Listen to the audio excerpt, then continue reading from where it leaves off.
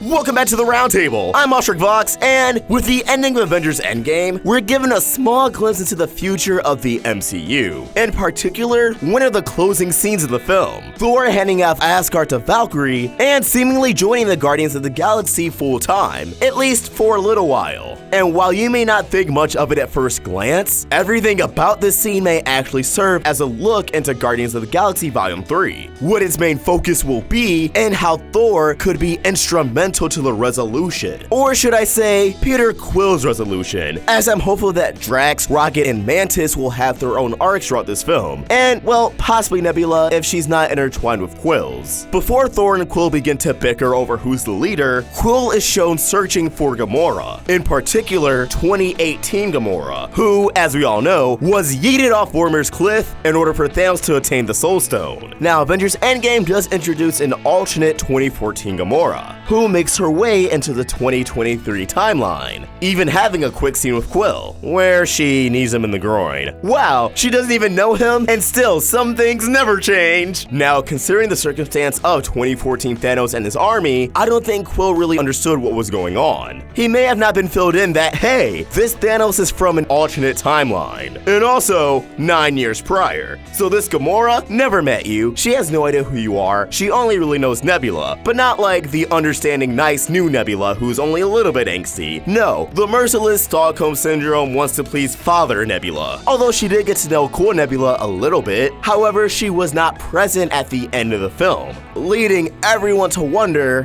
where is she? Was she dusted in Tony's snap? Or was she removed from the equation due to switching sides? Personally, I like to think Tony Snap did get rid of 2014 Gamora. Not because I have anything against Gamora, in fact, I feel she's one of the strongest characters in the Guardians franchise, but because I feel Tony Snap clipped all the branches, not just get rid of Thanos' army, but correct the timeline entirely. However, it's really vague. Did Thanos die? Did that timeline get erased entirely? The fact of the matter is, the Russo brothers came out and stated, well, that's kind of up to Gunn. Both 2014 Gamora and 2018 Gamora are left for James Gunn to decide, is she alive in some capacity, or is she just gone completely? Although a 2014 Gamora did survive and just, fled, I wonder, how would she get off the planet? I mean, yeah, there were multiple ships in the battlefield, but they were piloted by other people. Did she throw someone out of an aircraft and just flew into space? Maybe, but until we get Guardians 3, or at least a trailer, it's up to viewers' interpretation. Either way, it would serve the narrative of Guardians 3 very well. If all we have is 2014 Gamora, then the fact of the matter is, that's not our Gamora. That's not Peter Quill's Gamora. It's an entirely different person who's already had a vastly different experience than the other Gamora. I think Guardians of the Galaxy Volume 3 will have Star-Lord confront the one thing he's been avoiding for literally years, since he was a child, coming to terms with death. In particular, Gamora's death, and on a deeper level, his mother's death. You guys probably seen all the video essays, but Peter Quill pretty much is just an overgrown, emotionally stunted child. And the catalyst to that is his mother's passing, looking away instead of taking her hand in her final moments, running away and being abducted by aliens. Well, Yondu, whose heart was in the right place, but he definitely did not help Peter mature all too much. Gamora was really the first person Peter got really close to on a different, more intimate level since his mother's passing. And now, she's gone too.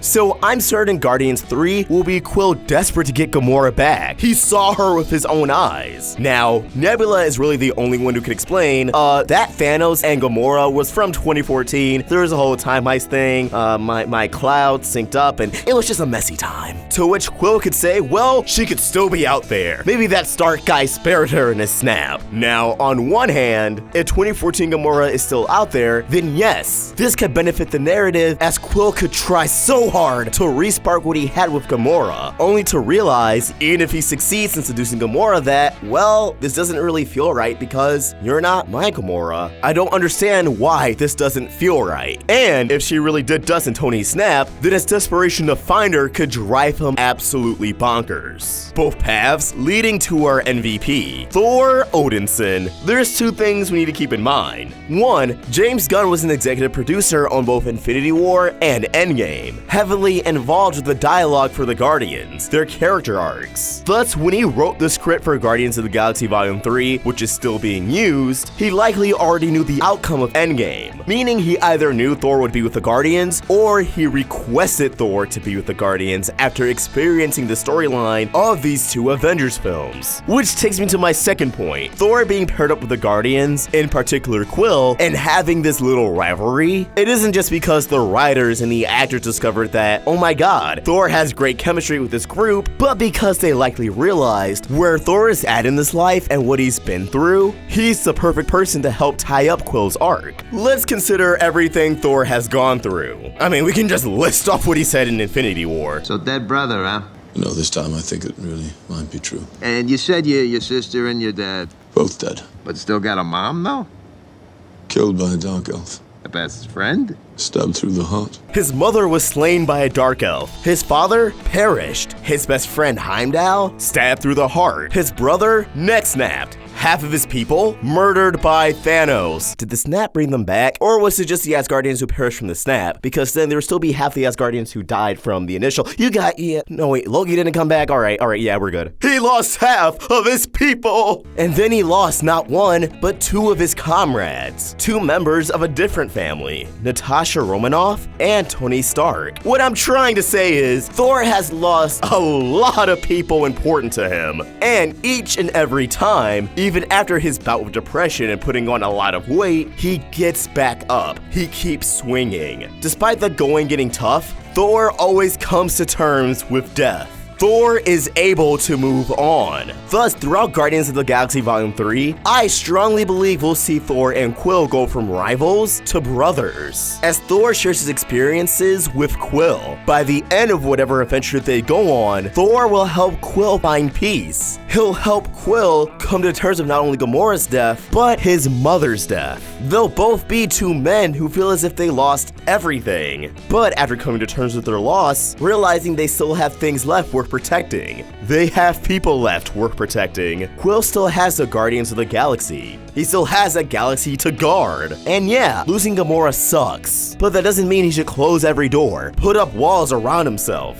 No, he can still be happy and he can still love. Yet, I don't think a goodbye to Gamora is out of the question. By the end of Guardians of the Galaxy Volume 2, we seemingly have the introduction of Adam Warlock. And if anyone is familiar with the comics, you may know that Adam Warlock has a connection with the Soul Stone. Yet, the stones are currently atomized, and thus out of commission. So I'm not really expecting a one-to-one adaptation. Not that they were doing that in the first place. However, I do think if Adam Warlock is in Volume 3 of Guardians, then maybe, just maybe, James Gunn has figured out a way to tie Adam Warlock into Soul World, where Gamora's soul would still be. Maybe the climax of the film will see Quill enter Soul World so he can get in one last proper conversation and goodbye to Gamora, so he's able to get closure and let go. Again, with the help of Thor, but also now the help of Adam Warlock. But you know, it's gonna be a lot less confusing and crowded when the movie comes out. But these are just my thoughts, and I want to hear yours. What do you think Thor's role will be in Guardians of the Galaxy Volume 3? Do you guys think Thor will stick around as a member of the Guardians after this film? Because personally, I'm seeing Volume 3 ending with Thor being like, well, getting Quill's groove back got my groove back, and now I'm going on a trip. How about you come along with me, sweet rabbit? Thus setting up Thor 4. Drop your thoughts in the comments below, or tweet them directly to me at OstricVox, or at the Roundtable at Roundtable Vids. We're also on Instagram. Help the Roundtable grow by either becoming a member of the channel or supporting us over at Patreon. Link in the description. If you enjoyed this video, please sort of like and subscribe to the Roundtable for more great cartoon content. Thank you for watching, and I hope you have an awesome day. OstricVox, signing out. Hey everyone, just letting you know over a pre-recorded message that we will be at MomoCon 2019. We'll be there all 4 days, but I know what you're thinking. What about the panels? And to that, my friend, I have have an answer. Friday at 2:30 will be on the Channel Frederator panel, talking about our experiences as content creators. Then on Saturday at 4 p.m., we have the first ever animation showcase with a bunch of other content creators in the cartoon community. Cosmodore, Robotaxi, Nintendo, Saberspark, you name it. We'll be showing off a bunch of animated projects, such as Hazbin Hotel, whose creator will also be there, Long Gone Gulch, Amoda and Nepson, and more. And yes, we will be showing exclusive footage you cannot see anywhere else. Well, I mean, until the actual panel, where I'm sure it'll be live streamed and you can, but you guys get the point. After that, our final panel will be Saturday at 7. Another Steven Universe with the fan of this panel. Us, Mackenzie Atwood, Slice of Otaku, Rose's Universe, and Michaela Deese, the voice of Amethyst. Oh yeah, did I mention this TV Universe cast will be there? Zach Callison, Dee Magnahall, Michaela Dietz, and Estelle. Well, Estelle's only gonna be on Thursday, but Estelle. Get hyped for MomoCon, guys. It's so close, and I have a feeling it'll be one of the best years yet. Hope to see some of your beautiful faces there.